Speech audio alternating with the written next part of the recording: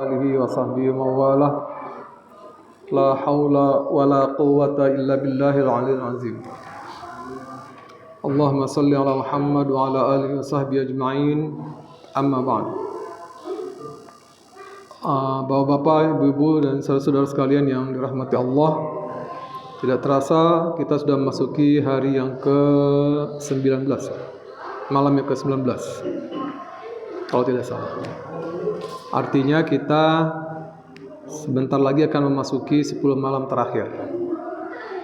Mudah-mudahan ada kesempatan untuk kita beriktikaf ya, dalam rangka menyempurnakan ibadah Ramadan kita. Tapi pada kesempatan ini saya hanya ingin membahas tentang Al-Quran. Rasulullah pernah mengeluh kepada Allah tentang umatnya yang mengabaikan Al-Quran. Rasulullah mengatakan, "Ya Allah, aku dapati umatku mengabaikan Al-Quran." Menggunakan istilah mahjuro ya. Mahjuro. Ternyata sikap mengabaikan Al-Quran itu juga terjadi di zaman Rasulullah. Padahal masih ada Rasulullah SAW. Maka secara logika, kalau hari ini orang kemudian juga lalai dengan Al-Quran, tentu sesuatu yang tidak heran, ya, sesuatu yang tidak heran. Di zaman Rasulullah saja, di mana ada Rasulullah di sana, orang mengabaikan Al-Quran. Tetapi kalau hari ini ada orang yang mengabaikan Al-Quran, maka sudah dianggap seperti kelaziman. Ya, kenapa? Ya, namanya juga jauh dari Rasulullah gitu. Wajarlah kalau orang kemudian juga menjauh dari Al-Quran. Itu namanya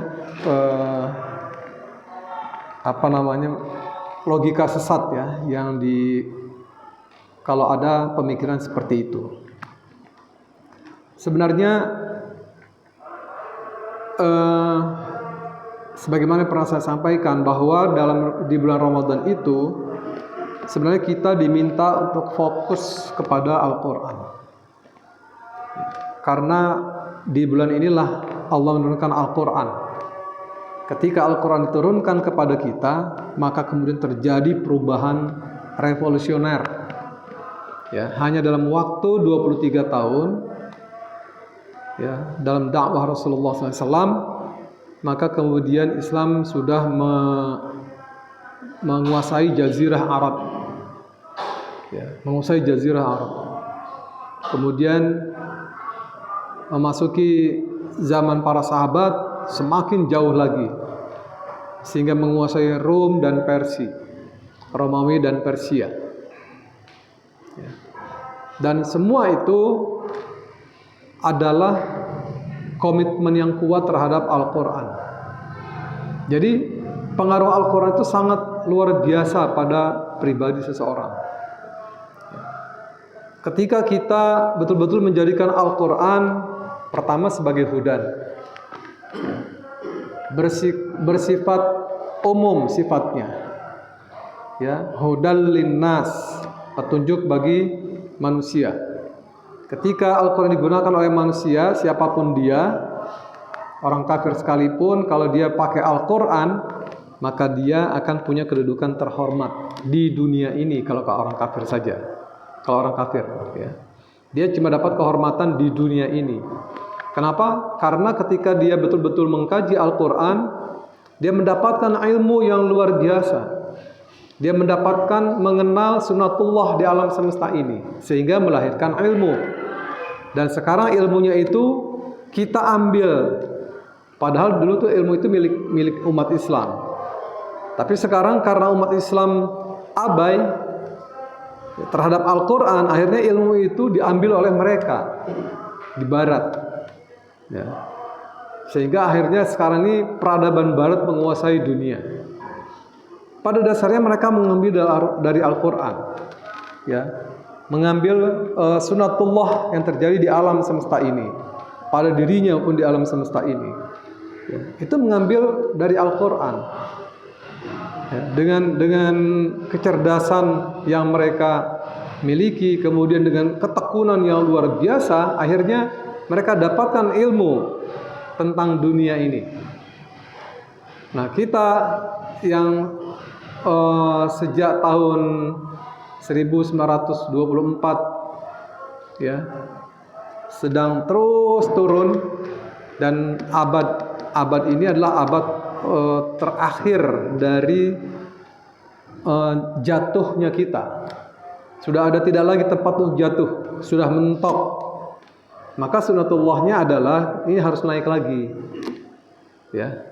Kan dari 700 tahun pertama naik sampai puncaknya, lalu turun sampai betul-betul mentok nih. Ini hari ini turun nih sampai mentok. Dan kemudian kalau melihat indikasi beberapa negara, ya, beberapa masyarakat muslim terutama di barat, mulai kelihatannya ada gerak naik lagi. Islam akan kembali menguasai dunia ini. Itu ya. Itu sunatullahnya seperti itu. Nah, ketika kita bisa membaca itu, harusnya umat Islam semakin akrab dengan Al-Quran. Karena hanya dengan Al-Quran saja kita bisa dapatkan berbagai ilmu. Dan hari ini mulai Barat mengakui betapa Al-Quran ini sesuatu yang luar biasa berharganya bagi kehidupan manusia. Hudal linnas, petunjuk bagi umat manusia.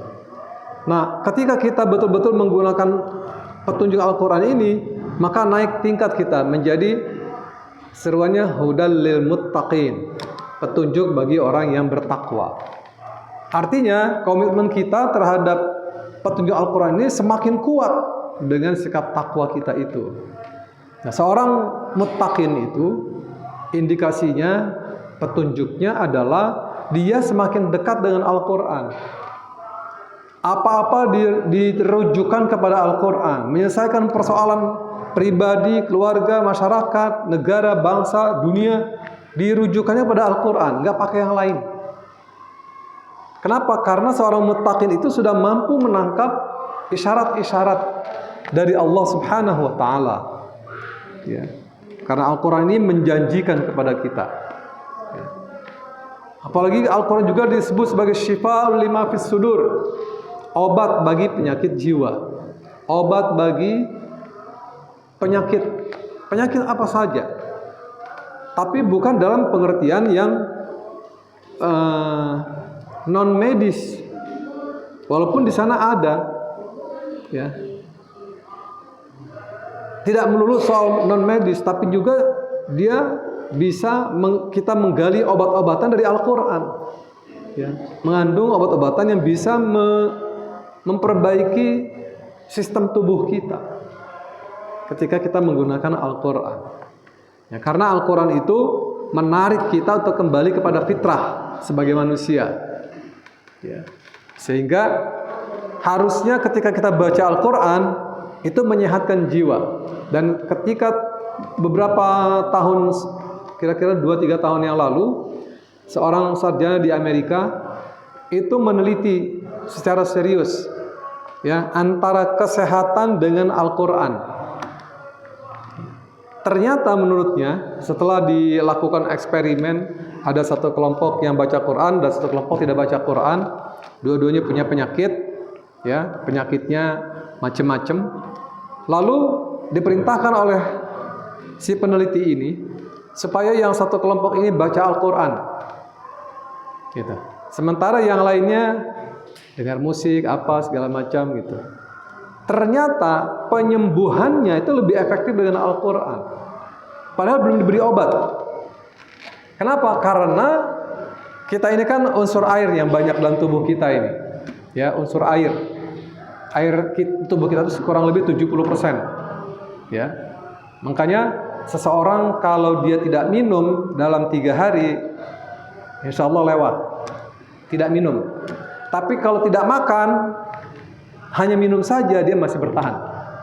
Kenapa? Karena isi kita tuh air sepenuhnya. Nah, di penelitian seorang sarjana Jepang di Jepang, ya, siapa namanya saya lupa itu. Ketika diteliti ini air minum, ya, dibuat ada 2 air minum penelitiannya itu. Yang satu diperdengarkan ayat suci Al-Quran, yang satu diperdengarkan cacian, makian, pokoknya hal-hal yang bukan Al-Quran. Ternyata reaksi Al-Quran itu, reaksi air itu ketika diperdengarkan suara Al-Quran dahsyat, bereaksi secara positif, ya, mengeluarkan sesuatu yang lebih dahsyat dari obat yang diciptakan oleh manusia. Makanya kalau kita lagi sakit, ya, kalau lagi sakit nih, baca Al-Quran dengan suara yang dikeluarkan. Karena dia kemudian akan bereaksi pada air yang ada dalam tubuh kita. Gitu. Ya. Air yang diperdengarkan dengan suara Al-Quran itu memberikan reaksi yang luar biasa. Ada lagi penelitian di sebuah kebun, di sebuah persawahan, ya, di daerah, saya lupa, di Australia atau di mana itu, atau di Kanada. Itu diteliti, satu kotak sawah diperdengarkan suara Al-Quran sepanjang harinya, yang sebelah lagi tidak diperdengarkan apa-apa. Ternyata padi yang senantiasa diperdengarkan suara Al-Quran itu lebih produktif dan lebih cepat, ya, dibandingkan dengan padi yang atau sawah yang tidak diperdengarkan suara Al-Quran. Artinya ketika kita membaca Al-Quran itu reaksi dalam tubuh kita dan dalam jiwa kita tuh luar biasa. Makanya Allah menyebutnya Syifa'ul lima fis sudur, obat bagi penyakit jiwa. Ya. Jadi mari di sisa hari belakang, di sisa hari yang tinggal kurang lebih separuh hari ini, teruslah kita intensif membaca Al-Quran dengan suara yang diperdengarkan, supaya jiwa kita tenang. Apalagi kita menghadapi segala macam berita yang membuat jiwa kita ini pesimis menghadapi hidup, ya, karena wah perang, wah krisis ini, wah krisis itu, segala macam. Itu kalau tidak diisi dengan Al-Quran, kita akan lemah jiwa kita ini, mudah menjadi berpenyakit jiwa. Ya. Maka oleh karenanya mari kita perbaiki pola interaksi kita, pola gaul kita dengan Al-Quran. Jadi dengan Al-Quran itu jangan cuma dibaca saja, pahami, ya, pahami isinya, sehingga ketika kita membaca langsung bereaksi pada jiwa kita. Gitu.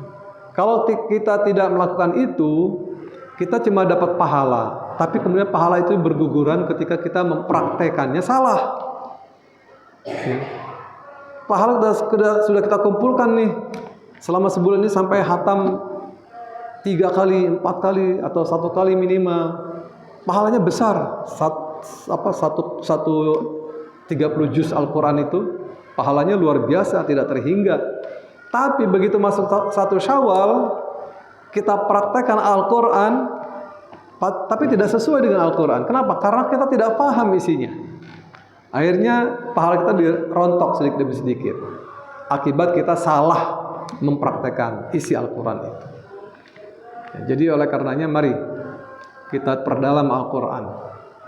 Ya, jangan pernah malas mengaji. Ya. Apalagi di bulan Ramadan ini, harusnya semangat mengaji kita tuh, wah, gaspol gitu. Menjelang akhirnya, maksudnya harusnya lebih gaspol lagi ngajinya. Ya, jangan mikirin persiapan mudik lah, mikirin persiapan ini, persiapan Lebaran segala macam. Itu mah nanti datang sendiri, ya, datang sendiri. Insya Allah Allah antar itu kepada kita. Kita utamakan Allah, kita utamakan berdialog dengan Allah melalui Al-Quran ini. Ya insya Allah Allah atasi semua persoalan kita. Begitu Bapak dan Ibu serta anak-anakku sekalian.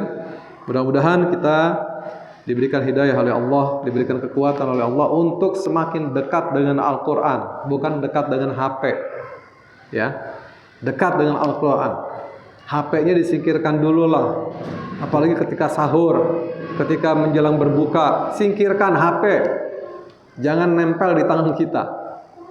Ya, menjelang buka itu saat mustajab doa kita. Harusnya banyak berdoa di situ. Ya, jangan terus men-scroll HP yang nggak habis-habis. Terus menjelang sahur, ketika sahur, jangan juga menyentuh HP. Singkirkan HP dari kehidupan kita. Insya Allah kita selamat. Ya, mudah-mudahan ada manfaatnya. Assalamualaikum warahmatullahi wabarakatuh.